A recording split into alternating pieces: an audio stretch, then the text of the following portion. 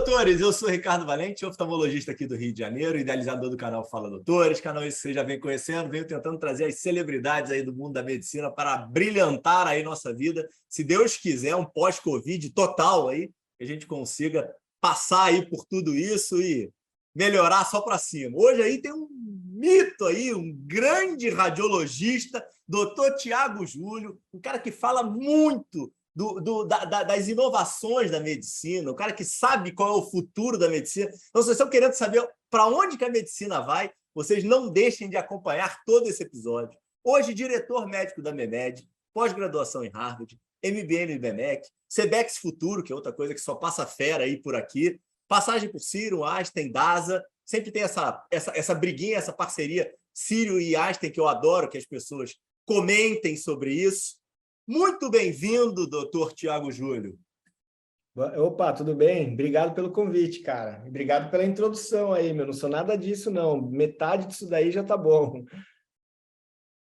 Não, maravilha, maravilha. Estamos aqui uma certa insegurança, então vocês fiquem preparados que a qualquer momento doutor Tiago Júlio está cuidando de 2 crianças em casa, então pode acontecer qualquer cena inusitada no meio desse episódio, então vocês assim fiquem preparados, hein? Não é não, Tiago? Não, aqui, cara, 2 anos de trabalho remoto, ensino remoto, eu e meus 2 filhos aqui já estamos acostumados com a dinâmica já de gravar live, podcast, eles já sabem E pode falar, né? Paizão do futuro, né? Porque a esposa está trabalhando agora fora, você está aí dando conta, né? Então tem esse equilíbrio aí essa dinâmica familiar, né? Pois é, no meu caso, minha esposa é professora da idade infantil, então não tem como, tem que ir lá para a escola. E eu, como você disse, médico radiologista, mas nos últimos anos eu estou longe da área assistencial, então eu tive o privilégio de conseguir trabalhar em home office, em casa, com ferramentas tipo Zoom, né? E aí o que você falou, pai moderno, trabalha em casa, cuida dos filhos, faz comida e a esposa fora, porque ela tem que estar lá, né? Obrigado pela compreensão. Vai dar tudo certo aí no final, né? já pedindo adiantado, caso tenha alguma interrupção aí. Não, vai ser um prazer, pô. Vai dar tudo certo no final sempre, né? Sempre dá, sempre dá. Meu filho teve uma live, não lembro, eu fiz, umas 200 lives na Covid, entre lives e aulas e congressos, desde live do Instagram até congresso científico mesmo. Teve uma que meu filho menor apareceu, e eu acho que tá até no YouTube, algum canal aí. Eles adoram, eles ficam contando para os primos, eles ficam colocando lá o Raul aparecendo no meio da aula do congresso, foi um barato.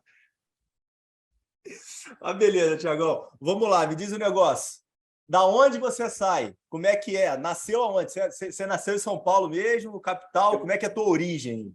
Eu nasci em São Paulo. Nasci em São Paulo, capital. E com 2 Estrutura anos... essa tua família aí. Como é que é? Desculpa, eu não te ouvi. Estrutura a tua família de origem aí. Como é que era vamos isso? lá. Eu sou o típico 3ª geração de imigrante paulistano. Então, a família do meu pai, imigrantes portugueses, vieram na década mais ou menos ali de 50, 40 para o Brasil. Já vieram velho, já tinham mais de 30 anos quando vieram. Moravam em vila, em Portugal. Meu avô era pastor de ovelhas.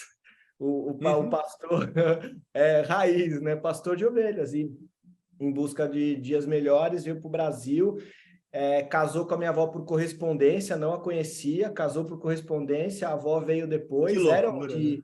famílias próximas ali, na região ali da Vila Rica, em Portugal, fronteira ali com a Galícia, Espanha, norte de Portugal.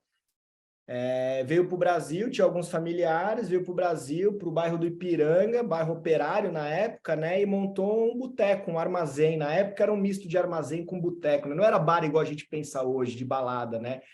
Era um bar e armazém, vendia grãos, vendia ovos, conservas, tal. E aí criou 2 filhos, meu pai e meu tio. Meu pai trabalhou desde cedo, comerciante, virou administrador, professor, CEO de empresa. Hoje ele é board member, advisor de algumas empresas importantes aí, de capital aberto, que legal, empresas cara. privadas grandes. Mas começou com 6 anos em Graxate, cara, E o meu segundo filho, meu tio, virou Teu dentista. tio. O irmão dele virou dentista. Mas então os dois pegaram no pesado, mas estudaram, né? Estudaram. Mas então, olha só, exatamente esse é o ponto, né? Foi o primeiro da família a ter um diploma universitário. E meu avô veio meio que com esse objetivo. Então, fazia de tudo porque entendia que tinha que estudar. Então, estudou no colégio público, mas levava a sério. Meu avô tentava evitar que eles trabalhassem enquanto moleque, mas aí também tinha um tato, uma vocação, talvez, para negócios, desde sempre que meu avô tinha, meu pai tinha, e eu fui fazer medicina e depois eu descobri que eu tinha também, porque hoje eu trabalho com medicina, mas no mundo dos negócios, né, em grandes empresas, tá? A gente vai falar um pouquinho disso. Mas Não, foi e fazer isso é fundamental, né? Você provavelmente passou a tua vida inteira escutando business, né? Exatamente, exatamente. Eu cresci num ambiente, eu vou falar, a gente pode falar disso depois, mas eu cresci num ambiente do meu pai Te vai e executivo. volta, pô. Porque meu pai, então assim, né, a gente foi aqui, lembra que eu falei que eu morei aqui até 2 anos, né? Com 2 anos eu fui para Blumenau, foi quando meu pai foi virar diretor de empresa, foi aí que ele virou executivo. Então ele começou ali comerciante, engraxate, aí ele trabalhava em balcão de loja, em balcão de loja fotográfica, aí fazia colégio técnico. Naquela época, cara, a galera comprava, olha só de onde veio também o gosto de tecnologia. Meu pai trabalhava naquelas fotos que tinha lá no Ipiranga, num japonês lá, Kodama. Uhum. E era o cara que vendia aparelho de som. Cara, um aparelho de som era caríssimo. E assim, era difícil até de instalar, cara. Não era que nem hoje que você chega com ele pronto numa caixa. Eram várias peças, os módulos, né? E meu pai fazia colégio técnico, então ele estudava os manuais, aprendeu a ler inglês para estudar os manuais e ia instalar o aparelho de som na casa da galera. Então virou comerciante de balcão, depois teve uma passagem por loja de carro, começou vendendo carro com 18 anos, comprou a loja de carro do dono dele, enfim, sempre foi meio do comércio, mas em algum momento ele começou a trabalhar numa trader, que era comércio exterior. Cara, naquela época, a galera não tem noção. Para vender, o Brasil queria exportar. Sabe como fazia? Meu pai era esses caras. Ele ia viajar com 2 malas de folder, de flyer, de catálogo, de amostra grátis, e ele ia para a África, para a Europa, tentar vender produtos brasileiros. Então, imagina que você era industrial brasileiro. Mas vocês ficavam no Brasil, né? Ele ia A gente ir sozinho. ficava. Meu pai ia e eu ficava com a minha mãe. Tá. Nesse sentido, eu tive a criação oposta da que você falou da moderna. Eu tive a criação que minha mãe abdicou da carreira profissional, porque meu pai viajava. Nessa época que a gente foi para Blumenau, ele foi virar diretor de empresa e era a linha Círculo, que exportava linhas da indústria têxtil lá de Blumenau, de Gaspar, em Santa Catarina. Na década de 80 bombava, tinha propaganda no Trapalhões. O Brasil exportava fio para a Itália, tal. Depois a China detonou isso, mas então era uma indústria que estava crescendo em exportação. Queria um executivo de São Paulo. Nesse estágio meu pai já era professor, ele fez administração, virou professor, então desde muito cedo dá aula na universidade, depois deu aula de MBA e tal. Então ele foi para Blumenau para virar executivo, de fato, diretor. E a gente foi junto, mas ele viajava muito, né? E minha mãe ficava, né, com a gente, né? Mas então foi esse o cenário. Eu tenho um irmão também, um irmão mais novo, 2 anos mais novo que eu. Então, quando a gente mudou para Santa Catarina, quando meu irmão tinha acabado de nascer, meu irmão, e a gente ficou 10 anos lá, e aí meu pai, assim, né, trabalhando como executivo, voltamos para São Paulo, na década de 90, 1990 exatamente, e aí meu pai... Perdeu algum ano nessas mudanças, Thiagão? Eu perdi? Algum ano de escola? Repetiu por causa dessas mudanças, não? Não, de forma alguma, cara. Eu sempre fui top 3 aluno da sala. Você era cabeçudo e zero esporte ou gostava de esporte também? Como é que era a tua Cara, não é que eu não infância e gostava. adolescência? Vamos lá. Eu era um cara meio diferente assim. Então, eu era muito inteligente, o típico nerd, certinho tal. Porém, eu não era competitivo nisso, então eu era mais um cara de mínimo esforço para tirar nota boa. Então, assim, eu não queria ser o primeiro da sala. Eu estava ok de ser top 3, top 5, porque eu ganhava bolsa e tá bom. Eu tinha muito um compromisso com o estudo, sempre fui um cara de muita leitura. Quanto a esportes, eu sempre gostei. O problema é que eu não era muito habilidoso. Mas também não era aquele cara que... Então, não, cara, jogava bola, andava de bicicleta, fazia tudo. Só que eu não era aquele cara talentoso, nunca fui, tá? Para esporte. Até hoje eu faço exercício e tal, mas eu sempre preferi esportes individuais. Eu sou bom nadando, sou bom de bicicleta, mas eu gostava, assim, também não era aquele cara zero esportes, tá? Sempre tive uma atividade esportiva assim, apesar de não ser um cara habilidoso. Então, esse era eu, assim, então nunca perdi ano, E a inaceitável. leitura? A leitura era estímulo familiar ou era busca tua? Cara, eu acho que as duas coisas, cara. Eu acho que era estímulo familiar. Meus pais estimulavam, e meu pai sempre leu muito, então eu via pelo exemplo. Mas eu acho que tem alguma coisa genética, cara, porque eu sou quase compulsivo, cara. Eu aprendi a ler antes da alfabetização lá em Santa Catarina, não sei como, mas aí eu estudava num colégio de freira, e assim, né, tinha a escolinha aqui, e lá o colégio era lá em cima. E o colégio era tipo Harvard, Hogwarts, era um prédio bonito, o colégio tinha uma biblioteca Uhum. gigante lá, e meu sonho era ter acesso àquela biblioteca. Só que só podia no primeiro ano. Eu no pré já sabia ler, e eu implorava para ir lá pedir livros. Mas a regra da escola dizia que eu não podia. Até que uma professora, a tia Sandra, que eu tenho contato até hoje, que eu acho que ela nem era professora, ela era coordenadora, ela teve a boa ideia de falar, olha, eu tenho uma criança aqui que quer muito acessar a biblioteca, será que a gente não pode abrir exceção e deixar essa criança... Cara, eu lembro o dia que eu entrei na biblioteca a primeira vez, eu li 120 ou 130 livros no meu primeiro ano de alfabetizado, porque eu queria. Eu ia lá na É biblioteca, isso, pegava um cara. livro, ia para casa, lia, no outro dia eu ia lá, devolvia, pegava. Então, assim, cara, eu cresci com Olha a livros. pressão que você está colocando nos teus filhos, cara. Oi? Olha a pressão que você está colocando nos teus filhos, cara. Não é uma 120 pressão. livros ano, porra. Não, eu não exijo isso deles, de forma alguma. Não, tô brincando. Eu acho que é outlier, mas eu tento mostrar a importância de ler, né? Eu falo, tem uma frase que eu falo, filho, quem tem um livro tem um amigo. Você nunca tá Uhum. sozinho, né, cara? Tipo, hoje, por exemplo, eu tava esperando meus filhos lá sair do clube, trazer eles para aula antes da gente vir gravar, que eles estavam lá no clube fazendo esporte, e aí eu tive que ficar ali 10, 20 minutos parado. Eu peguei a minha mochila, procurar um livro, não tinha nem. Eu falei, caramba, meu, puxa, 20 minutinhos aqui que eu ia ler alguma coisa. E eu tava sem o celular na hora, não tinha nem como ler online. Então eu gosto, cara, eu gosto. Eu sempre fui um cara too much, mas eu gosto de Gosta ensinar de para... Kindle, cara? Oi? Você O gosta de Kindle? Kindle? Eu gosto, cara. Eu gosto do Kindle, eu tenho. Eu acho que é outra experiência. Eu gosto muito da experiência do livro de papel. Mas o Kindle me ajuda muito. Um livro que eu não faço A questão de ter, praticidade, né? ou que eu quero ter rápido, ou eu gosto muito do Kindle quando é coisa de trabalho que eu vou ter que consultar e usar em aula, por exemplo, porque daí eu consigo ir lá e buscar minhas anotações e montar um slide, coisa que no papel. Eu tenho muita memória Verdade. visual dos livros, tá, cara? Às vezes eu lembro do pedaço, assim, eu lembro da frase no livro. Não sou assim, tipo, cabeção a ponto de, não, página 84 do capítulo 2. Às vezes meu pai faz isso. Mas eu tenho uma memória, às vezes, até visual, da onde ele estava na página, aquele trecho, né? E que às vezes o Kindle te tira isso. Por outro lado, no Kindle eu vou lá no search, né? E eu procuro, né? Então, eu gosto muito de Kindle, assim, mas eu também gosto do livro físico. Eu não acho que vai acabar o livro físico tão cedo, porque também é prazeroso, né? Não, Principalmente para eu concordo com você. leituras não técnicas. Eu tento dividir minha leitura entre leituras técnicas de trabalho e leituras que eu leio por prazer, por outras coisas, né? Senão também a gente só lê coisa de trabalho, né? Então, quando eu estou tendo essas leituras mais de prazer, de entretenimento, eu tendo a preferir o livro físico, entendeu? Entendi. E Ah, tem faz coisas, por sentido. exemplo, ó, eu vou te dar um exemplo aqui, ó. Esse aqui chegou esses dias em casa, eu comprei o Dicionário da Independência, lá do Eduardo Bueno, né? Já que teve 200 anos da independência.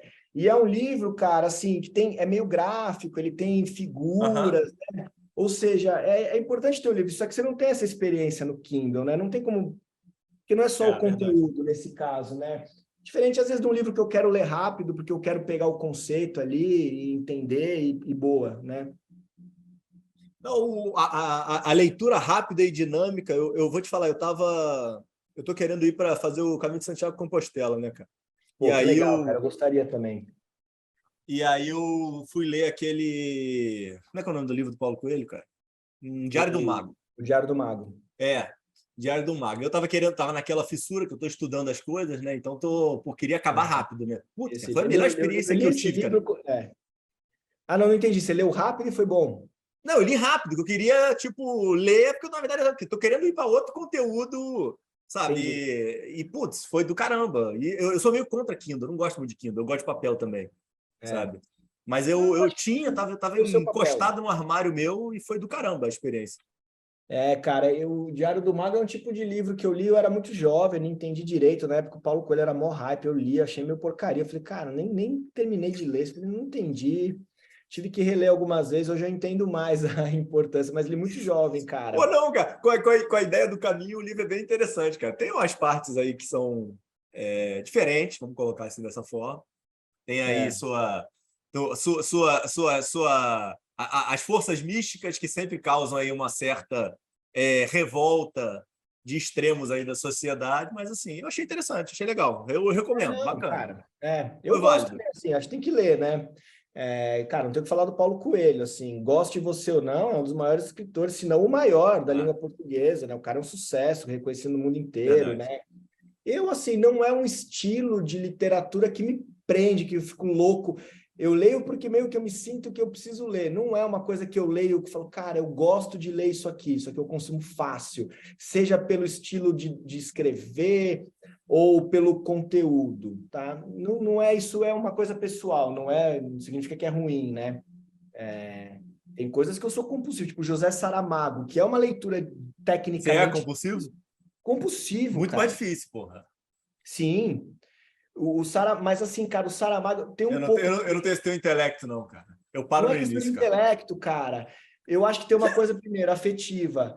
Porque o jeito que ele.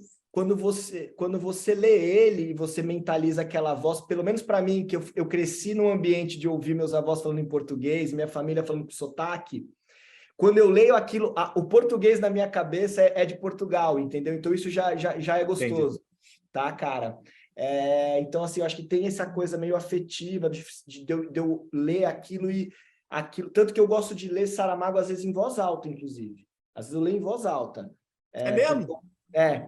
porque eu gosto daquilo, e ele tem todo um ritmo, uma coisa da língua. Então, isso é uma coisa. A parte intelectual é que, cara, o cara é brilhante, assim. Ele é, para mim, dos intelectuais, ele é o cara mais brilhante que tem em expressar palavras, porque ele pega umas cenas bizarras e põe em literatura, e o jeito que ele escreve, assim, depois que você entende como ler aquilo, cara, eu sou compulsivo, assim, eu leio e releio e dou risada, daqueles livros que eu dou risada e choro, mas mais dou risada do que choro, literalmente só de ler, cara, porque eu acho ele muito engraçado. Ele é sarcástico, cara, ele é doido esse cara. Então é coisa, por exemplo, agora, por exemplo, o Eduardo Bueno que eu mostrei, é uma literatura, é o oposto, é super fácil, cara, mas eu adoro ler, cara, porque eu pego um livro dele e eu leio em 2, 3 sentadas, e assim, a sensação que eu tenho é que eu aprendi, eu recordei 100 anos de história do Brasil, e aí, às vezes, aí eu olho para hoje em dia, com essa loucura, e aí me dá um certo alívio do tipo, cara, olha de onde a gente veio, por que está acontecendo isso, por que não é tão simples. Como é que é um dicionário? Agora eu fiquei curioso aí, pô. O Dicionário da Independência, Como é que é a dinâmica do livro? ele tem 200 anos em Dicionário para 200, mim é palavra a palavra, pô. mas exatamente, 200 anos em 200 verbetes. Então ele vai de A a Z com Ah, 200 entendi. palavras que são relacionadas à história da independência do Brasil. Então, por Mas elas exemplo, se conectam, cara? Tem uma linha de histórica? tem, mas a ordem é alfabética. Mas, por exemplo, ele começa com a abdicação, né? E aí ele explica, cara, talvez a independência começou com a abdicação de Dom João VI e deixando ali o Dom Pedro, né? E aí ele vai, absolutismo, aclamação, então, assim, é muito interessante, ele constrói de forma bem simples, e aí, por exemplo, ele mistura termos com personagem, então ele coloca Antônio de Arrábida, por exemplo, né? Que é um personagem, cara, super interessante da história do Brasil que a gente mal conhece. E aí ele vai assim até a letra Z, cara. E aí o último verbete aqui, deixa eu ver, eu não cheguei lá ainda. Xenofobia, e Zodíaco. Zodíaco eu tô curioso para saber o que vai ser, cara. Mas não cheguei lá. Vou chegar aqui. E a ideia é fazer leitura de verbetes diárias e em tempos ou Eu não sei qual é a ideia dele, tá? Eu acho que a ideia dele, o Eduardo Bueno, ele tem essa, né, cara? Ele é um cara, ele não é historiador, ele é jornalista, educador, ele traz essa coisa da literatura jornalística, né? Que eu gosto muito, cara, disso. Quando o cara pega um fato real, mas ele não é um livro técnico, ele tenta romantizar para tornar uma leitura agradável, né, cara? Eu acho que o Pedro Doria faz isso muito bem também. Os livros dele são bem legais sobre a história do Brasil. E o craque daqui do Brasil é o Laurentino Gomes, né? Laurentino. Cara, aqueles livros são incríveis, né? Assim, então, eu acho que é legal isso você... claro, né, cara, ali às vezes tem algumas derrapadas, os caras dão uma exagerada, né, mas assim, eles tentam ser fiel à história, e eu acho que isso é legal, porque é uma leitura mais leve, mais fácil. No caso desse livro, né, cara, eu não sei por que exatamente ele teve essa ideia, mas, por exemplo, aqui em casa eu tenho feito isso, por isso até que eu não li ele inteiro. Eu pego ele, às vezes, com as crianças, eu abro, olha, vamos ver, e ele é bastante ilustrado, então eu tenho feito isso, assim, eu não é um livro, provavelmente, que eu vou ler de cabo a rabo. Eu vou meio que fazer essa dinâmica. É bem interessante, assim, cara. Mas você vê, né, cara? Eu sou fissurado em ler. Por outro lado, eu não sou também um intelectual, assim, cara. Não estou no nível de leitura que nem eu tenho uns amigos que estão. Cara, os caras lêem umas coisas muito, muito treta e discute, e fala, caramba. Não que eu não seria capaz de ler, mas também não é assim. Mas eu leio, cara. Eu leio rótulo de maionese, eu leio o manual das coisas até hoje, quando chega. Se eu tô na rua, eu fico lendo, é compulsivo, cara. Você não consigo manual você lê por causa do teu pai, né? Tu aprendeu com ele, né, pô? Tem isso, cara, aprendi com ele, acho que tem que ler, cara, e aí entra um pouco aquela coisa de tecnologia, cara. A minha fissa com a tecnologia é saber como ela funciona, meio que dominar e não ser dominado, entendeu? Então aí você tem que ler o manual, cara. Eu sou aquele cara que compra um celular ou computador, primeira coisa que eu faço, eu vou lá no configurações, entendeu? Primeira coisa, antes de baixar o Spotify, o YouTube, eu vou lá, configurações, sistema, sabe aquelas abinhas que quase ninguém entra, eu vou lá porque eu quero ver, cara, deixa eu ver qual é o processador, deixa eu ver quanto que tem aqui, onde que deve meio que me localizar. Então eu leio muito assim, cara, eu leio, é hábito, cara. E aí eu li... Pera aí, cara. Volta para São Paulo, cara. Calma. A gente não saiu nem de Blumenau ainda, cara. Calma. Olha lá. Então vamos lá. Então, meu, eu falei da família do peraí. Não, peraí, deixa eu te atrapalhar mais um pouco, que eu tô te atrapalhando pra caramba. Foi ótimo para ter já um perfil teu aqui, já de certa forma, já tá traçado já, hein? O pessoal já tem armas aqui para Tiagão veio da onde? Onde é que esse cara vai chegar, hein? Mas beleza, segue aí, segue o fluxo voltando para São Paulo, porquê então... voltou e como é que foi a volta. Então vamos lá, rapidamente, né? Então, essa família do meu pai, a família da minha mãe é parecido, cara, imigrantes também, mas de umas gerações anteriores. Cara, aí da família da minha mãe é típica brasileira. Tem francês, tem inglês e tem muito sírio-libanês, e umas partes que a gente nem sabe. Mas também, cara, minha avó era feirante, meu avô era mecânico, tá, cara? Então, assim, eu vim da típica classe média baixa aqui de São Paulo, digamos, e minha família ascendeu pelo estudo, né, cara? Meus avós... Zero médico. Zero médico, zero. Assim, tem um primo do meu pai que é médico também, mas assim, eu não tinha contato, não dá para dizer que foi uma influência, tá? Hoje em dia a gente é amigo, enfim, mas não dá para dizer que foi uma influência. Zero médico. Inclusive, assim, cara, eu não ia fazer medicina, cara. Eu ia fazer engenharia. Eu já tinha comprado, lembra que a gente comprava para fazer vestibular?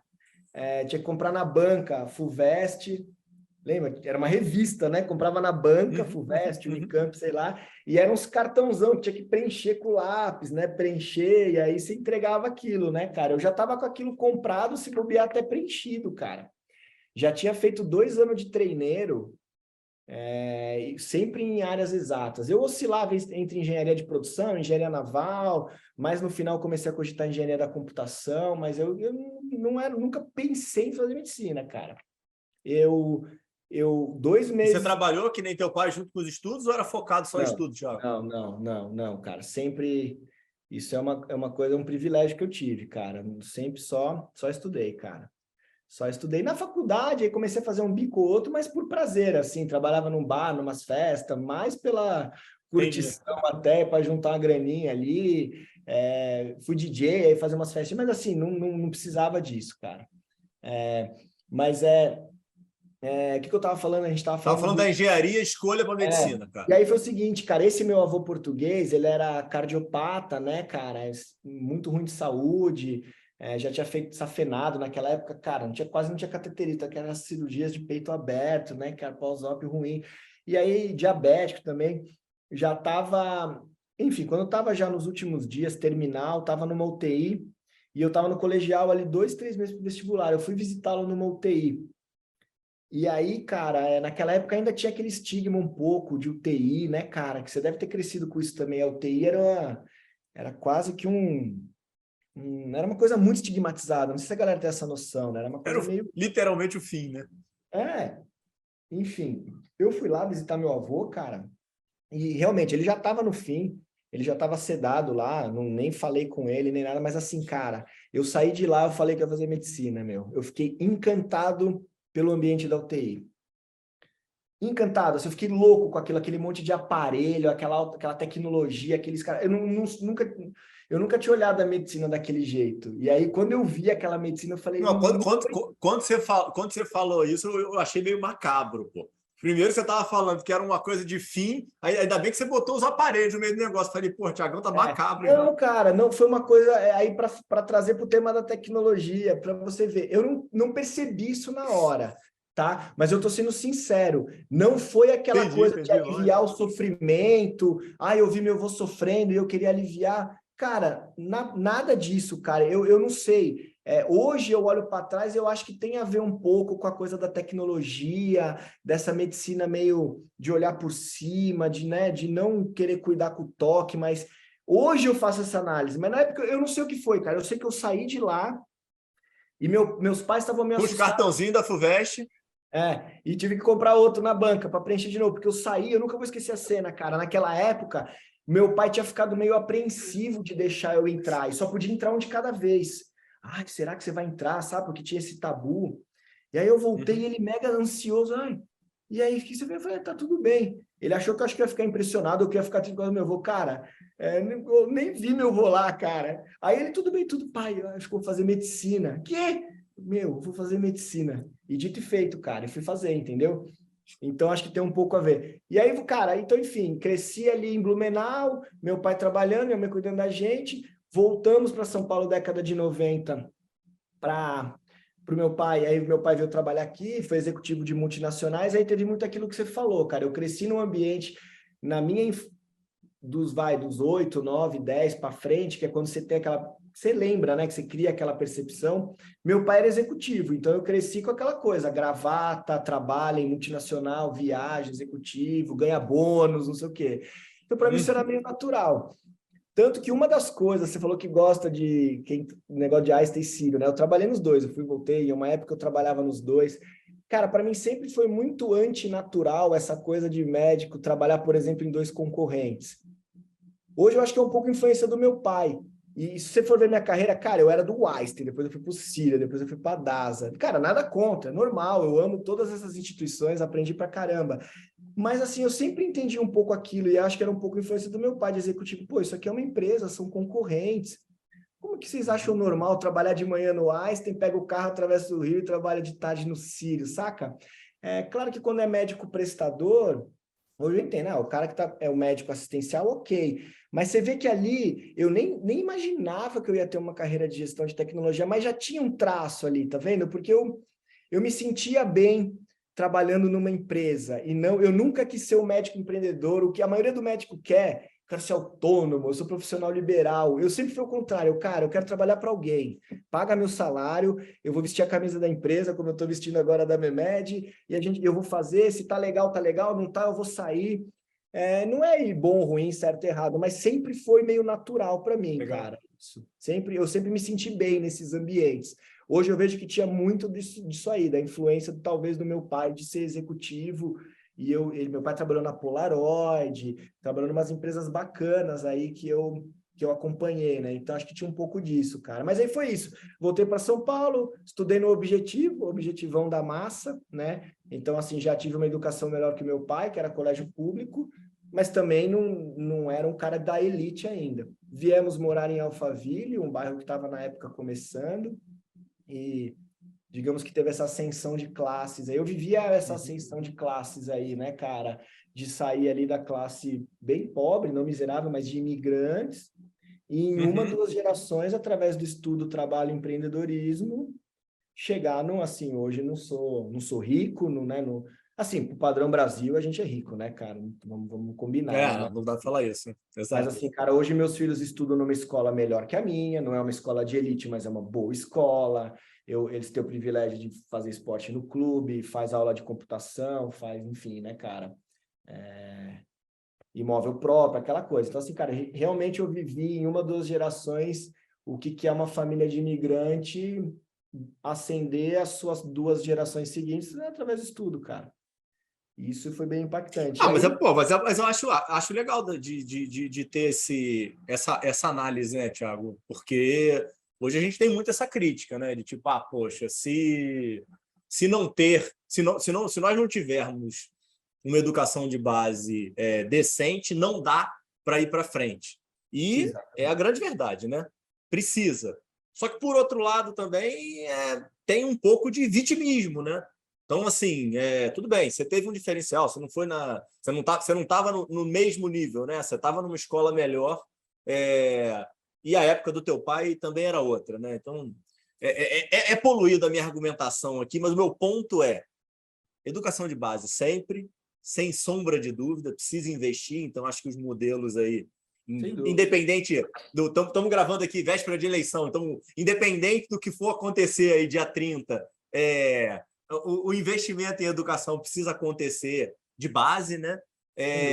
Mas eu acho que a gente precisa ter um pouco mais de responsabilidade individual, cara, sabe? Tipo, pô, cara, dá para fazer, né? Tipo, não vai ser perfeito? Não vai ser. O outro vai ter muito mais condição do que eu, vai, sabe? Mas sei, cara, isso é uma coisa que eu me pego pensando muitas vezes, cara.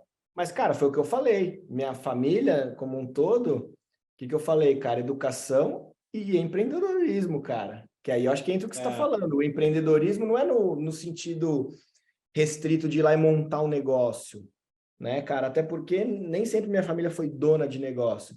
Mas no sentido que você falou, de tomar iniciativa, e, cara, meu pai foi engraxate. Meu pai vendia bolinho de bacalhau que minha avó fazia, entendeu, cara? A minha avó lá, cara, foi feirante, montava barraca e ia pra feira, entendeu, cara? E não tem problema algum, né, cara? Nesse sentido, né, cara? Eu também acho, é um misto disso, cara.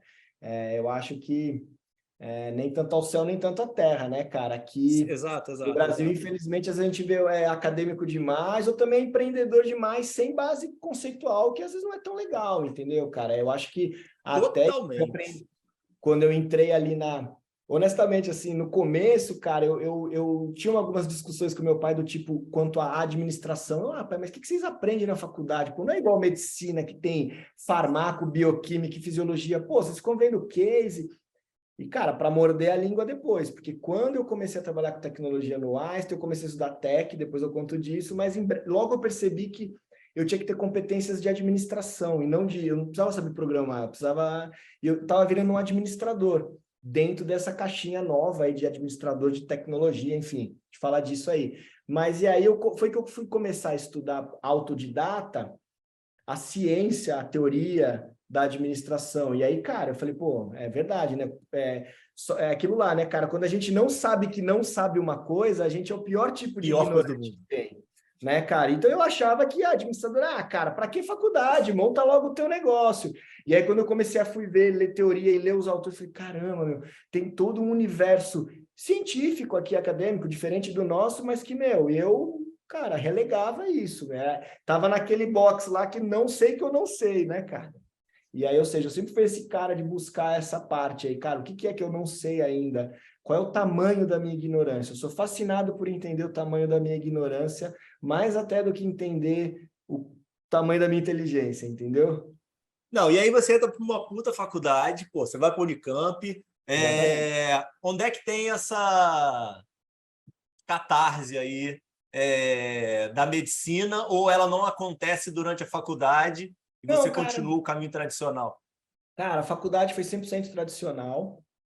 100% tradicional, cara. O que mudou para mim na faculdade?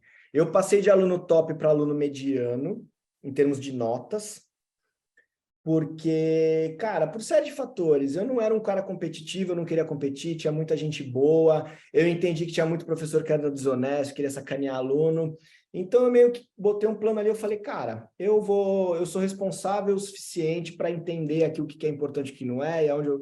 Beleza, eu vou, como sempre, eu não quero repetir de ano, não quero bombar nada, mas também, cara, se eu tirar 5 e passei, eu não vou ficar chateado com isso.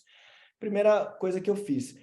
Segunda coisa que eu fiz, cara, foi que, cara, eu fiz universidade, cara. Isso eu falo que foi uma coisa diferente. É diferente de faculdade. Eu fui morar sozinho, eu tava num campus, então, assim, cara, eu tinha aula com gente de outros cursos.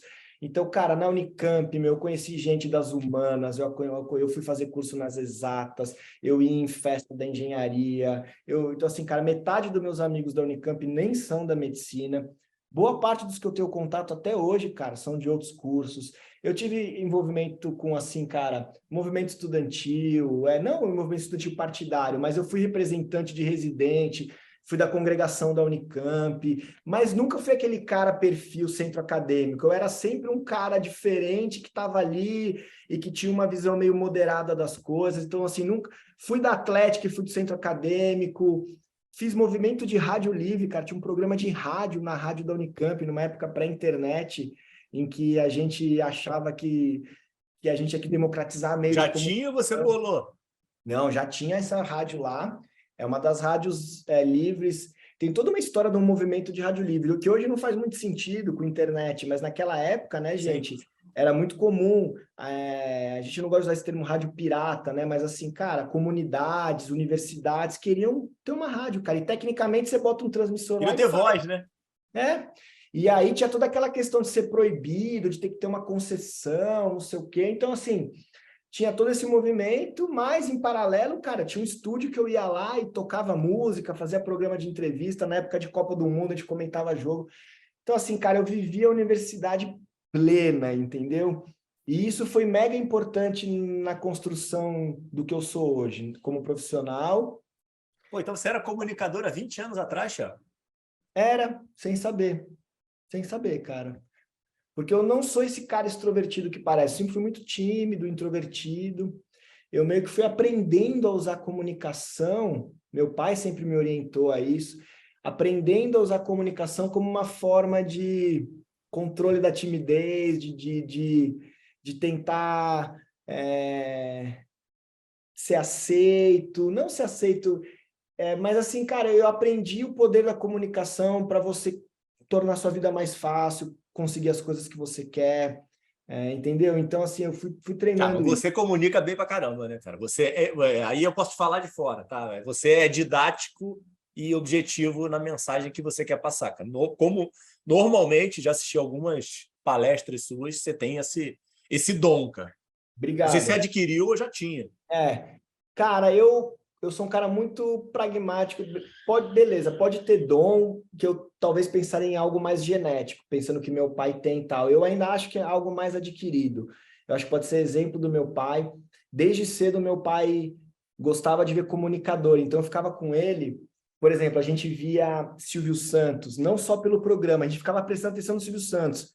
Aí meu pai falava: olha como ele usa a mão, olha como ele olha, olha como ele Tá de faz. sacanagem. Mentira, sério, cara? Sério. Por exemplo, a gente assistia debate político na época. Não com uma... Assim, cara, eu fui educado na política desde cedo, mas assim, não era aquela visão política, ideológica.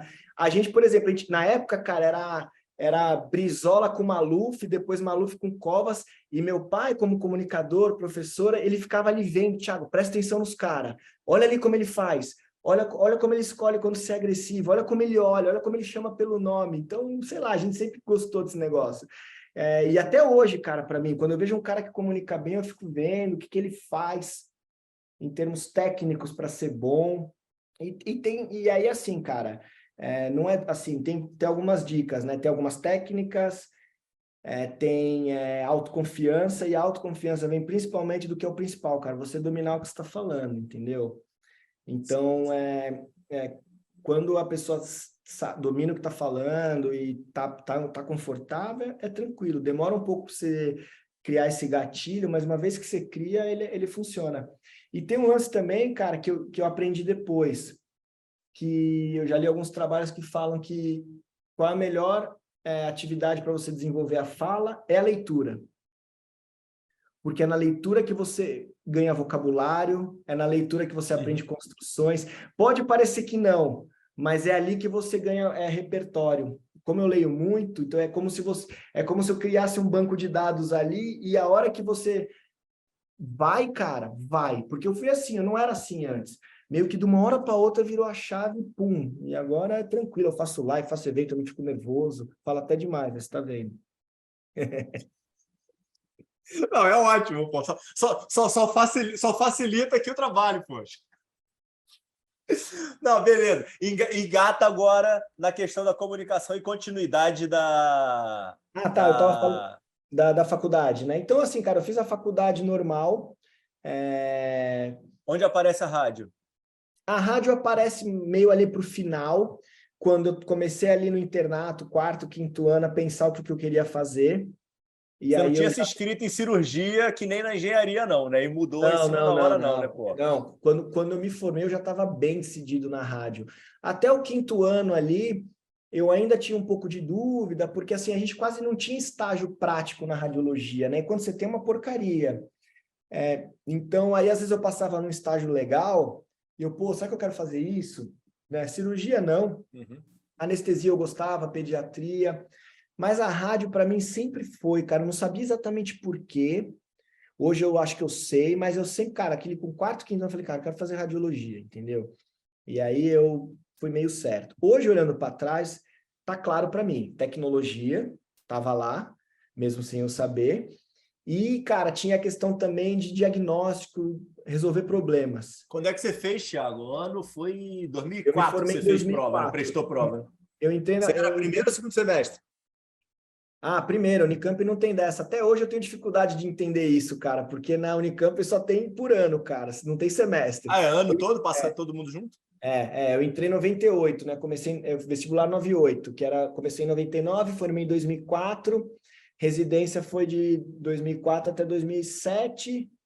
Aí, em 2008, eu fiquei um ano trabalhando, 2009 eu entrei no R4. Eu fiquei um ano de gap entre o R4 e a faculdade, porque originalmente eu ia para a França fazer um estágio, acabei desistindo, aí meio que não perdi, mas como o calendário da França é no meio do ano, né? Eu achei sacanagem eu começar R4 aqui, sabendo que provavelmente E eu aí, ia... quando você volta para São Paulo, você volta para casa dos teus pais ou não mais? Não, então eu estava em Para Blumenau, residência? não, aí eu sei. Não. Estou falando em Campinas, pô. Tá. Não, cara, depois que eu saí da casa dos meus pais, não voltei. Não. Aí eu já voltei. Quando eu voltei para São Paulo, aí eu já estava com a minha esposa. Na época a gente não estava casado, mas a gente já estava um tempo junto. A gente foi morar junto, casamos e tal. Mas aí eu já fui morar sem meus pais, né? Já não estava. Então você casa na faculdade ou casa na Então, eu residência? casei logo depois. Eu tô com a minha esposa desde o internato, digamos. Desde o internato que a gente tô com ela, firme e forte. Mas ainda eu morava em Campinas e ela morava aqui em São Paulo, né? Então, os últimos 2 anos a gente ficava indo e voltando. Aí a gente ia para França, ela ia junto. Quando deu errado lá, acabei voltando para São Paulo e aí a gente foi morar junto. Ela saiu da casa dos pais dela, a gente foi morar junto e aí logo depois a gente casou. A gente casou E primeiro você no não prestou? A gente casou primeiro no civil, porque a gente queria casar para pegar documento, para ir viajar, então a gente casou meio que oficialmente, e aí depois, a gente faz uma festa com calma depois, porque não ia dar tempo de programar, né? Então a gente casou 2 vezes, assim, digamos. Então você não prestou prova para fora de São Paulo, né? Porque você queria ficar perto dela, né? Sim, Residência. sim. Não, isso foi no R4, né, cara? No R3 eu até prestei, mas acabei ficando na Unicamp mesmo. Não foi no R4 que eu voltar para São Paulo. Eu fiz a residência de rádio lá na Unicamp ainda. Então eu A fiquei... residência fez na Unicamp? Fiz. Eu fiz faculdade e residência na Unicamp e trabalhei 1 ano lá num hospital que tem lá, chama Centro Médico de Campinas, é um Agora que eu hospital entendi. privado que tem perto da Unicamp. E aí eu ia para a França fazer o R4, como não fui para lá, eu vim para São Paulo fazer o R4. Depois de E ela 10 tinha anos... projeto França também? Oi? Tua esposa também tinha projeto na França também? Cara, o projeto dela era ir para a França comigo, estudar francês, porque Entendi, ela não entendi. sabia, e estudar alguma coisa lá. A gente estava indo meio na loucura. Era uma coisa que eu sempre tive a vontade de morar fora e nunca deu. Assim, quando eu estava no colegial, eu queria fazer intercâmbio, e aí era aquela pressão de vestibular, e meu pai, pô, você vai perder o vestibular. Aí passei, eu achava que eu não ia passar de primeira e que eu ia depois. Aí passei de primeira, pô, passei na Unicamp, não dá. Aí, vou entrar na Unicamp, eu vou trancar um ano. Aí eu fui lá e vi que não tinha essa de trancar, que era mó preju trancar. Então quando eu acabar, eu vou. Aí eu acabei, prestei a residência, passei na Unicamp. Falei, pô, não dá para abrir mão, não dá para trancar. E mais 3 anos. Aí quando eu acabei a residência, era a primeira vez que eu não tinha marra, porque o R4 não era obrigatório, eu poderia fazer depois. Eu falei, não, cara, eu quero ir para fora, cara. Eu quero morar um aninho, 2 fora, coisa pessoal mesmo. Aproveitar, eu quero ir. E aí a gente... a radiologia tem não sei se ainda tem, mas o Colégio Brasileiro de Radiologia tem um convênio com a Prefeitura de Paris, com um concurso que você presta e ganha um emprego lá, cara. Eles pagam, tal, você faz um estágio remunerado, é uma merreca, mas é remunerado, tal. E aí eu prestei Mas esse... dá para pagar as contas, né? Em Paris eu acho que não dava para pagar muito não, assim, mas dava, né? Porque Paris, né, cara, eu lembro que na época a galera morava em, assim, apartamento de 15 metros quadrados, literalmente. Mas beleza, era jovem, eu e minha Uhum. esposa, a gente ia lá meio que um mezzo acadêmico, mezzo curtição, né? E aí acabamos não indo, e aí eu vim para São Paulo, porque também eu queria fazer intervenção, cara. Quando eu fiz radiologia, aí eu quis fazer essa coisa de intervenção guiada, não intervenção clássica de catéter, né? Então, assim, cara, quando eu comecei a radiologia, era meio, a tomografia, o ultrassom ainda era meio porcaria, tecnicamente falando. E rapidamente os aparelhos evoluíram muito em termos de resolução e rapidez. Começou a ser permitido os procedimentos não invasivos, né? Minimamente invasivo, né? Guiado por Sim. tomografia, biópsia guiada por tomografia, ultrassom, drenagem. E eu achava isso legal pra caramba. E como eu sempre gostei de pôr a mão também, eu nunca fui aquele radiologista clássico que fala, não, eu não quero entrar no hospital, eu não quero paciente. Não foi por isso que fui na rádio. Ao contrário, tanto que dentro do hospital eu pedia, pelo amor de Deus, para me pôr no pronto-socorro, no centro cirúrgico, porque eu não gostava de ficar ali no ambulatório. Falava, vai ficar procurando cisto no rim, aquelas coisas meio feijão com arroz. Eu sempre gostei um pouco mais da bagunça, da medicina mais assim, né? Então eu queria fazer intervenção e na época não tinha muito. Eu ia para a França porque lá era um lugar que tinha uma escola boa. E aí o pessoal estava começando essa coisa de intervenção não vascular lá na USP, o professor Marcos Menezes, que inclusive já fez o Caminho de Santiago, quando você falou, eu lembrei dele, é um cara incrível, cara no Círio, você tem que chamar ele para o seu podcast, cara, esse cara é incrível. Porra, vou chamar ele, cara. Porra, não, Cara, agora você conectou já, pô. o Marcos Menezes, ele é chefe da intervenção lá do Sírio-Libanês, lá do HC da USP também. Na época, a gente estava montando o Instituto do Câncer de São Paulo, o ICESP, Hospital Focado só em Oncologia, e aí eles aproveitaram, eles foram muito espertos. Ele estava querendo divulgar essa especialidade aqui, e isso era ainda pouco divulgado. Quando foi montar o Instituto do Câncer, cara, o grande cliente, pelo menos o primeiro grande cliente da intervenção radiológica é a oncologia, né, com biópsia, com apoio à cirurgia, às vezes complicações de cirurgia. E aí ele montou meio que esse negócio lá, com o braço direito dele, que era o Rodrigo Gobo, que hoje é o chefe disso no Einstein, que foi meu chefe, que é outro cara também super legal para você chamar aqui, cara. Esses dois caras meio que foram 2 pioneiros aí em trazer essa modalidade de intervenção guiada por imagem não vascular, e com uma pegada, cara, que era muito nova, que era um modelo americano do médico radiologista como médico. Cara, então assim, cara, eu passava visita, eu internava, claro, assim, sempre respeitando o cirurgião, o paciente nunca era meu, no sentido de que sempre tinha um colega que, digamos, era o dono do caso, né, o cara que estava olhando, mas, por outro lado, eu nunca fui aquele perfil de nem olhar para o paciente, nem olhar para o médico, cara. Sempre gostei de trabalhar em equipe, né, então eu gostava muito desse modelo da intervenção, passa-visita, apesar de ser demandante, né, cara? E aí eu fui fazer isso, fiz isso lá no ICESP, fiz isso um pouquinho no Sírio e depois no Einstein, cara. Fazia a radiologia diagnóstica também, até porque naquela época não tinha volume também para a gente só fazer isso. Mas quando eu estava saindo da assistência, porque eu já Qual era o estava... objetivo, Tiagão? Antes de você conectar aí nessa tua virada, Cara, qual era o teu objetivo nesse momento? Era grana? Era fazer mais volume e não, ficar melhor? nessa época era aprender, cara. Aprender e achar alguma coisa que eu gostava de fazer. Porque eu adorava radiologia Tinha, diagnóstica. tinha, tinha um problema por você não ter, alguma frustração por você não ter ido para a França nesse momento? Cara, não tinha, porque Ou virou página? o motivo pelo qual eu não fui era indiscutível. No dia que eu ia comprar a passagem para ir para a França, liga um colega do Albert Einstein, minha mãe já estava passando mal, tinha ido no pronto-socorro, o cara fez um ultrassom e falou, Thiago, sua mãe está com metástase no ovário carcinoma peritoneal. Foi assim, Puta. literalmente. Eu estava indo comprar a passagem, naquela época não dava para comprar no Decolar. Então, assim, cara, naquele telefonema eu já sabia que não ia mais para a França, porque aquela coisa, né, cara, por mais que eu tinha pouquíssimas informações, a gente sabe, né? Sim, Cara, sim. não existe prognóstico bom para carcinomatose peritoneal, e meio que involuntariamente falei, cara, eu quero ficar perto da minha mãe. Então, eu meio Claro. que montei um plano para estar perto dela e para estar perto, para ter acesso àquelas coisas que ela ia precisar. Então, assim, eu não fui para o Instituto do Câncer por isso, mas foi muito bom estar lá. E aí eu percebi que a equipe de oncologia lá era a mesma do Sírio, onde minha mãe tratava. Então, assim, cara, eu quero dar plantão no Sírio para estar perto da minha mãe. Então, às vezes eu dava plantão de madrugada no Sírio, ou estava lá de dia com minha mãe fazendo químio, tá? Então, teve esse lance também, tá? Então, assim, não teve. Claro que eu queria ter ido muito, mas não ficou mágoa, assim, resquício por causa disso. Lógico, não, não, pô, faz todo E eu me dei sentido. muito bem, cara. E em termos de carreira, foi a melhor coisa que me aconteceu, cara, porque talvez se eu tivesse ido para a França, eu não teria entrado nessa de tecnologia, que hoje eu gosto mais até que da intervenção. Porque foi a minha exposição ali ao Einstein, a essa galera, o Marcos Menezes, Rodrigo Gobo, que apesar de dois caras que estão na intervenção, sempre foram focados em tecnologia.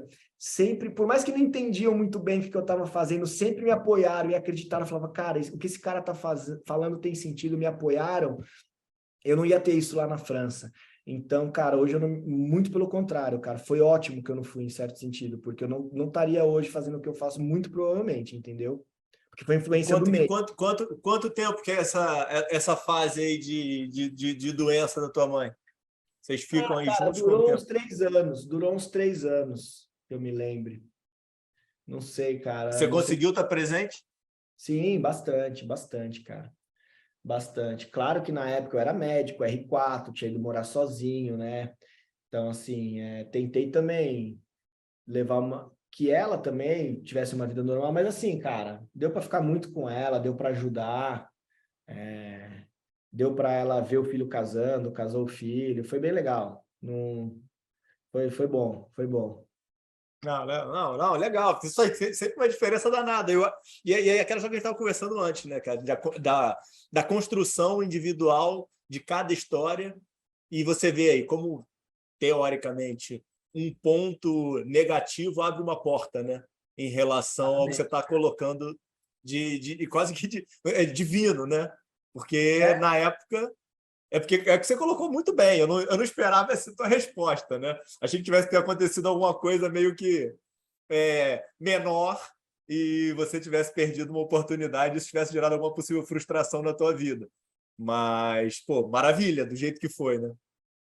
cara, também acho. Hoje foi, cara, eu tomei a decisão certa, acabou sendo muito bom para mim, para minha esposa, para a família. Beleza, não tive a experiência de morar na França, mas, cara, sem problemas. Se eu tiver Vai hoje, ter ainda? pode ter, pode ter. Não, mas tem Hoje, esse desejo ainda do casal? cara, a gente tem a vontade de morar fora, não necessariamente na França. Hoje, honestamente, eu não sei. Eu estaria mais para ir para os Estados Unidos, não por uma questão de preferência, porque talvez do que eu faço hoje, aonde eu vejo as coisas mais legais, não está na França, né?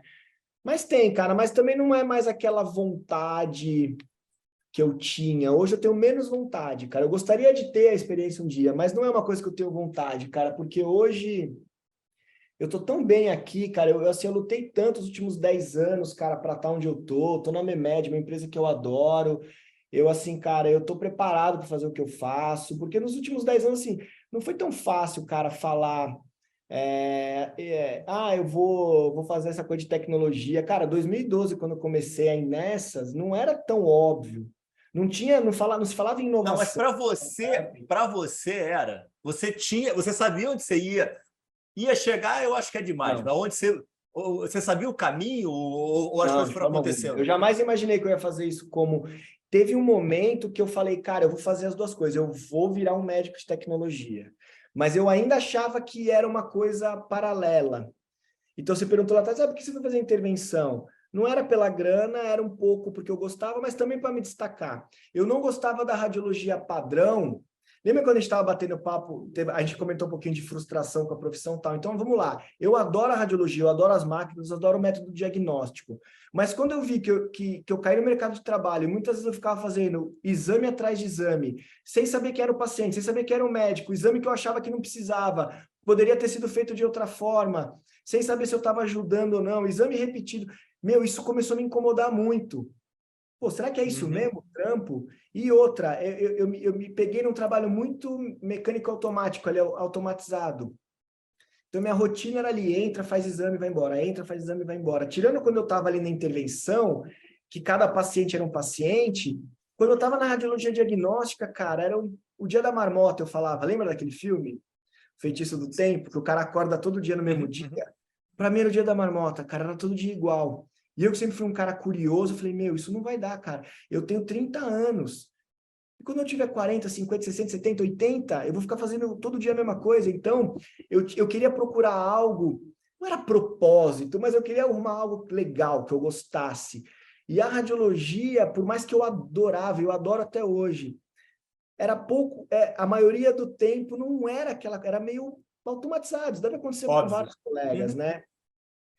Então, aquilo me incomodava um pouco. E aí, a intervenção era a minha vila de escape. Então, eu falava, pô, eu vou ser metade intervenção, metade radiologista. Antes da intervenção, em paralelo ali, eu tentei pesquisa. Eu gosto muito de pesquisa. Então, eu fui fazer pós para ver. Mas, assim, por mais que eu adoro pesquisa, eu percebi que também não era aquela coisa. Eu tinha muita crítica ao ambiente, eu não gostava ali do ambiente de pesquisa. Era muita coisa que eu falava, cara, um monte de paper que eu achava inútil. Não eram coisas que estavam, de fato, produzindo conhecimento que eu iria me orgulhar. Então, também não achei muito, não achei legal ali. E aí, foi quando, cara, então assim, eu tinha mais uma visão de não fugir, mas de construir um ambiente que eu gostasse da Tem minha profissão. data disso, Thiago? Cara, isso Esse foi... momento, em que ano mais ou menos aí aconteceu? Cara, começou ali quando eu vim para São Paulo, que eu entrei no mercado de trabalho. Então, começou 2009, 2010, ficou crítico mesmo. Eu lembro que, cara, ficou crítico quando meu filho nasceu primeiro, em 2011, eu lembro, que foi o ano divisor de águas, 2011 para 2012. Foi quando eu comecei a estudar mais e mergulhar. Deixa eu te contar como que foi que aconteceu a coisa da tecnologia, cara. Quando eu estava na Unicamp, apesar de ser uma baita escola, não tinha grana. Então, os aparelhos eram uma porcaria. Isso é a verdade, cara. Eu achava que eu não sabia laudar a ressonância de abdômen. Eu era frustrado que eu não sabia laudar as anjos, os abdômen. Cara, eu só conseguia laudar cérebro. Aí eu fui fazer um estágio no R3 na USP, que tinha máquina boa. Quando eu vi uma ressonância de verdade pela primeira vez, eu falei, pô, eu sei laudar isso, cara. Porque eu percebi a qualidade do equipamento. E aí eu voltei para a Unicamp, eu falei, gente, não dá para a gente ter essas máquinas aqui, cara. Isso aqui é absurdo, isso aqui é quase criminoso. Vocês já viram como é que é a ressonância lá de São Paulo? Tá, cara, eu tô exagerando aqui, de forma alguma eu quero jogar pedra na Unicamp. Mas essa é uma realidade, cara. A realidade é que o HC da USP... Joga assim, cara, para melhorar, pô. O HC da USP, que é uma exceção, que tem aparelho bom. A gente sabe que a realidade da maioria dos HCs do hospital universitário é a da Unicamp. Com O HC certeza. de São Paulo que é uma exceção. Existem algumas outras, né? Então, cara, ali no R3 foi quando caiu a primeira ficha, cara, que a minha especialidade depende de tecnologia. Eu preciso estar onde está a máquina boa. não vai dar para eu ficar na Unicamp a hora que eu entrar no mercado de trabalho. Porque a gente vivia naquela bolha, né, cara, do acadêmico. Eu não sei como é que é nos outros lugares, não sei se por ser Unicamp pública é pior, mas assim, cara, a gente não tem a mínima noção do que é o mercado de trabalho, essa é a verdade, né? Tirando os plantões que a gente Sim, dá ali, sim. eu dava plantão de porta durante a residência, dei plantão, mas o mercado de trabalho de radiologia, o mercado privado mesmo, de convênio, a gente não sabe porra nenhuma, essa é a verdade. Sim, sim, sim. E aí, quando eu fui ali para a USP, foi um gostinho disso. Eu falei, cara, meu, precisa estar onde tem máquina boa. Então, beleza. Voltando para o estágio. Lá na Unicamp, cara, eu revelava filme para dar laudo, cara. Entrava na câmera escura. Não tinha Pax. A gente deixava um exame que já era digital, porque a máquina, a tomografia e a ressonância é um computador, né? A gente deixava ela analógica, transformava num filme e media com barbante, cara, e procurava microcalcificação com lupa. Você falou, cara, você fez uma faculdade incrível. Eu fiz mesmo, mas eu aprendi a medir com lupa, cara. E quando eu estava em São Paulo, nesses estágios, eu comecei a ter contato com o Pax, com o RIS e com o Pax, que são os sistemas de computador que o radiologista usa para dar laudo, né? Acho que o pessoal aí sabe, né? E ali foi o segundo choque, cara. Eu falei, cara, como é que a gente está dando laudo no filme lá, escrevendo no papel, e os caras aqui com reconhecimento de voz e tal? Então, velho, nesse primeiro momento, não é que eu queria trabalhar com tecnologia. Eu não via que eu ia estar onde eu estou hoje. Mas ficou claro para mim o impacto que a tecnologia trazia na minha especialidade. Primeiro no hardware, nos equipamentos, e depois no software, no sistema, tá? Então, eu vim para São Paulo, e eu falei, cara, eu preciso ir trabalhar no Einstein ou no Sírio. Por quê? Não era pela marca, pela grana ou pelo ego, é porque lá eram os dois hospitais que eu sabia que tinha, além de ter ressonância e tomografia boa, que alguns outros também tinham, mas lá eram os primeiros que tinham Pax, cara. E para mim ficou claro que, meu, o radiologista que trabalha com Pax vai ser melhor do que o que trabalha sem Pax, não tem dúvida. Então, assim, eu tinha essa visão e fui atrás. Eu falei, eu preciso trabalhar onde está. Tá. E isso é uma coisa que eu carrego até hoje, cara. O médico Eu que... não tenho experiência. Dá para te contestar nisso aí? Cara, eu acho que dá. Eu acho que não dá.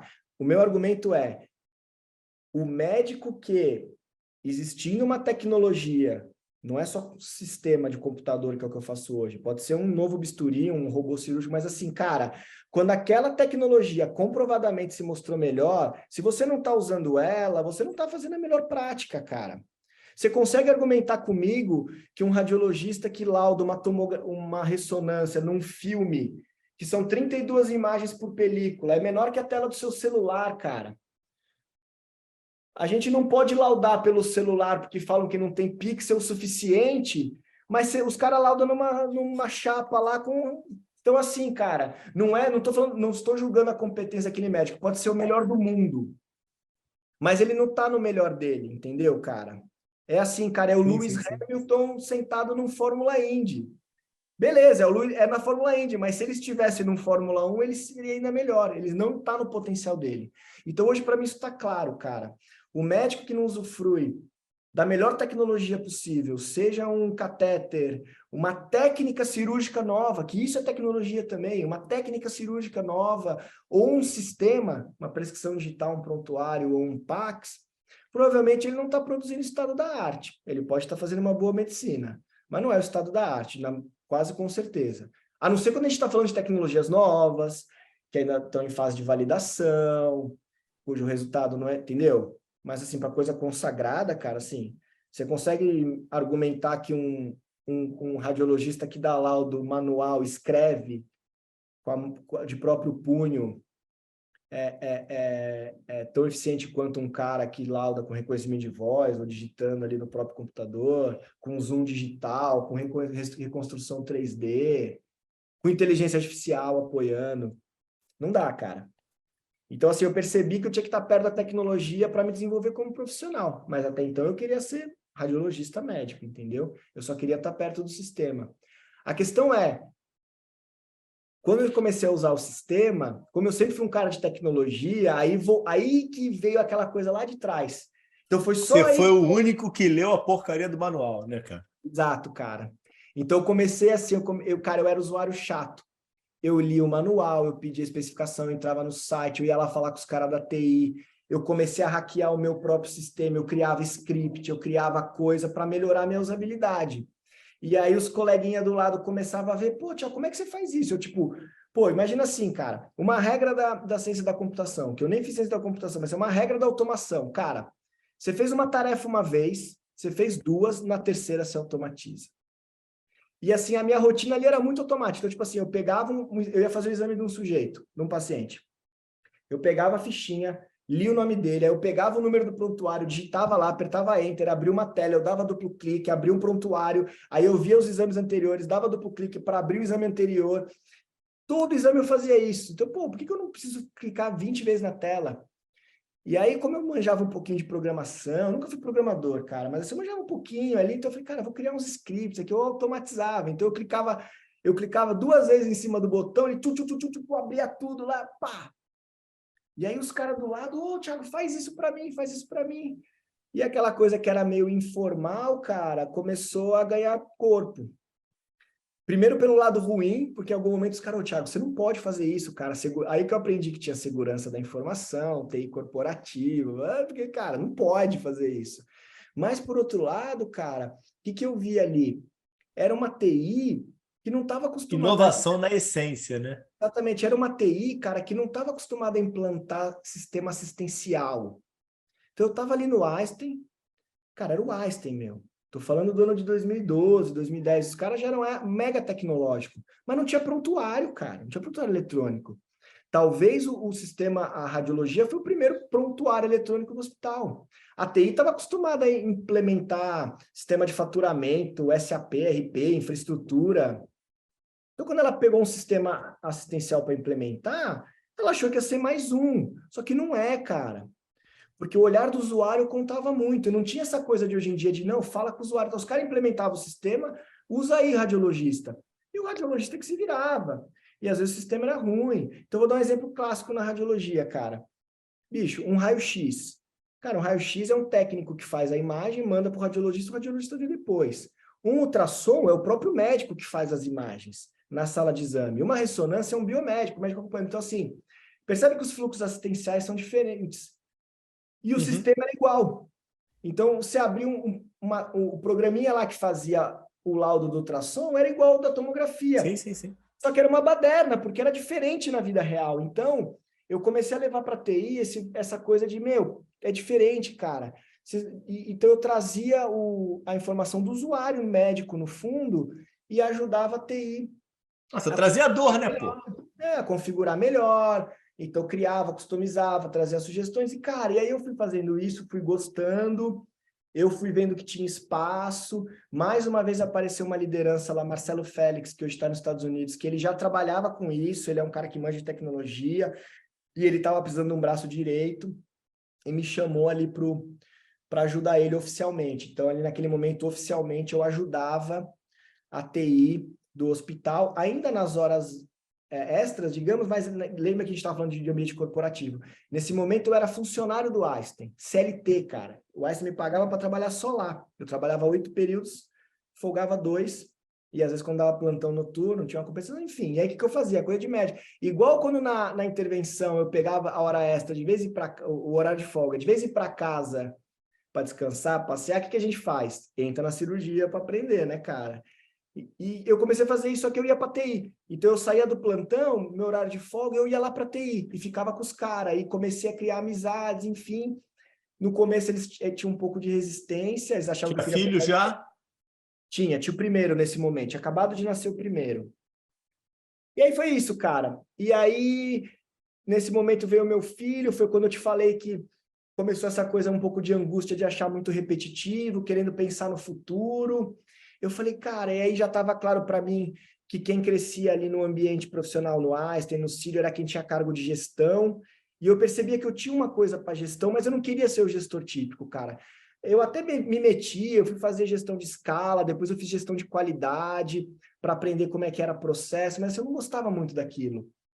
E aí eu comecei a fazer esse negócio de tecnologia, e, cara, de uma hora para outra eu falei, meu, então será que é isso, cara? Será que esse negócio de tecnologia vai ser minha carreira em Y? Será que os caras vão me pagar para fazer isso? Será que um dia eu posso ser o CIO do Einstein? Comecei a sonhar grande.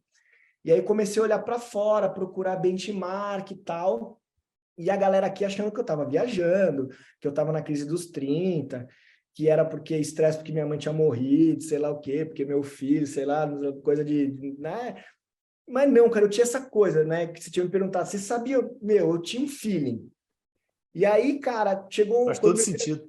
quando meu filho tinha um ano e meio, primeira vez que eu tirei férias depois de anos, eu tava nessa coisa, eu falei, vamos tirar férias, vamos para os Estados Unidos. Daí minha esposa, ele me falou, vamos para Disney. Eu falei, não, vamos para Disney dos nerds, vamos para Boston, vamos para Harvard, MIT. Porque, cara, se tem um lugar no planeta que existem médicos perseguindo uma carreira de tecnologia, é lá. Se eu for para lá e a galera lá falar que eu estou viajando, eu desisto. Cara, e aí eu fui um mês, aluguei um APzinho lá de um brother que fazia BBA, peguei o AP dele lá, tinha uns brothers que faziam medicina lá, que estavam fazendo fellow e tal. Falei, cara, eu fui lá na loucura, eu vou passar um mês lá, cavando reunião, tomando café, vou pedir para conversar. Eu já conheci um pouco algumas pessoas, naquela época já tinha blog, tinha Twitter, então tinha algumas pessoas que Com eu a tua queria... esposa e com o teu filho. Com a minha esposa e com o meu filho, cara. E aí a Pô, gente foi, cara. essa aí é uma super esposa mesmo, hein? Pô, cara, adorou. Metso férias, Metso, vamos validar a hipótese. E aí, cara, lá eu descobri. Eu já conheci o John Halanka, né? É um cara super famoso. Hoje em dia ele é o CIO da Mayo Clinic Digital. Na época ele era o CIO do Brigham, né? Que é um dos hospitais Uhum. principais de Harvard. Aliás, ele era o CIO do Partners. E ele era médico, cara. Ele tinha feito engenharia também, mas ele era médico e trabalhava com sistemas. Eu, tá vendo, cara? O CIO de Harvard do Partners é médico. E eu descobri dentro do Brigham um departamento lá de informática médica em radiologia, na minha especialidade. Um lugar que chamava SEB, que tinha fellowship, tinha cientista de dado trabalhando junto com residente de radiologia, porque nos Estados Unidos, naquele momento, você tinha 10 anos da lei de digitalização. Então, eles eram obrigados a trabalhar com o sistema. Então, eles estavam meio que tentando aprender. Lembra aquela coisa de ensino escola? Não é só ensino fundamental. Ensino e pesquisa, ensino acadêmico serve para isso. Então, eles estavam investindo em formação de médicos e profissionais de saúde em tecnologia e vice-versa. Profissionais de tecnologia na área médica. Cara, tinha 20, 30 pessoas lá, tinha fellowship, eu fiquei doido. Eu meio que fui lá, conheci, cavei, fiz o cara me entrevistar, que eu vou voltar aqui, que eu vou fazer esse negócio. Passei extraoficialmente, o cara, se você topar vir sem bolsa, pode vir. Se você precisar da bolsa, tem que esperar novembro. Não, cara, tô aqui, semana que vem eu volto. Aí eu voltei pro Einstein, super animado, virei lá pro meu chefe, Marcelo Funari, faço questão de falar o nome de todos, cara, que foi outro cara que me apoiou, visionário, era o chefe da radiologia lá, agora não é mais. E naquela época, né, eu já estava trabalhando com a TI, mas era aquela coisa extraoficial. Apesar de já ter o endosso, eu já participava do comitê ali. E aí, naquele momento, eu falei, Funari, cara, é real. Eu fui para Boston, lá tem, cara, tem fellowship, eu vou lá, eu vou aprender tudo, os caras estão em outra, prontuário eletrônico. E ali caiu uma ficha, porque até então, cara, eu tinha uma visão de radiologia. E quando eu vi o que estava acontecendo nos Estados Unidos, eu falei, peraí, cara. Aí eu voltei para e falei, ô Funari, o que está acontecendo aqui na radiologia vai acontecer no hospital inteiro, cara. Vai ter que ter prontuário, vai ter que ter prescrição eletrônica, sistema de agendamento. Isso aqui não vai acabar nunca, isso é só o começo. Então, assim, vamos nesse momento, cara, eu não tinha clareza de como ia ser, mas para mim estava claro que ia acontecer essa digitalização da saúde em 10 anos. Podia demorar um pouquinho mais, um pouquinho menos. Eu falei, cara, pelo menos aqui no Einstein, na Grande São Paulo, aqui vai rolar, cara. E eu quero estar nessa. Então foi essa a aposta. E aí o Funari falou, Thiago, cara, você me convenceu. Posso ir? Não, cara, se você for, você não vai voltar, eu preciso de você aqui. Então faz o seguinte, cara, eu vou conversar com a turma aqui, eu vou te dar um cargo, vou pegar uma parte da tua carga horária, você vai ser oficialmente um funcionário da TI ali para a gente fazer isso. Não, deixa eu ir. Não, cara. Então, outra vez que eu ia para a gringa, que eu queria ir, arrumei um motivo e meio que foi frustrado. Mas por um bom motivo, cara, porque o cara falou, não, cara, beleza, vamos fazer aqui, você já sabe. Eu falei, mas eu não sei nada disso, cara. Não, você vai dar um jeito de saber, cara. Faz curso online, se vira. E aí, naquele momento, eu fui oficializado com uma posição na TI. Não era oficialmente na TI, porque eu estava dentro da área médica, mas enfim, ali naquele momento tinha parte da minha carga horária semanal, remunerada pelo Einstein, que eu não estava, pela primeira vez, direto na assistência. Eu estava trabalhando ali com a TI, cara. E aí eu fiquei... Já tinha cursos aí ou zero curso aí? Não, Você já cara, tinha buscado MBA e não, nada não, disso? não. Não, eu tinha feito eu tinha estudado muito autodidata, e nessa época era o começo dos MOOC ali, Coursera, edX, né, cara, os cursos online. Então eu tinha feito alguns cursos desses online, gratuitos ou a baixo custo, de algumas disciplinas básicas, assim, mas eram coisas muito focadas. No começo eu estudei muita tecnologia, então quando eu entrei nessa, eu falei, cara, eu tenho que voltar a estudar tech. Aí voltei a estudar protocolo de rede, infraestrutura, voltei a estudar programação em C para entender, lembrar como é que alocava a memória na placa. E aí depois E isso comecei você a... continuava nos dois? Ou isso aí você estava só no Einstein? Nessa época, então, aí foi nessa época que eu fiquei só no Einstein, aí eu saí do Círio. Foi bem nessa época aí, entendeu? Quando o Einstein me deu espaço na tecnologia, eu saí do Círio.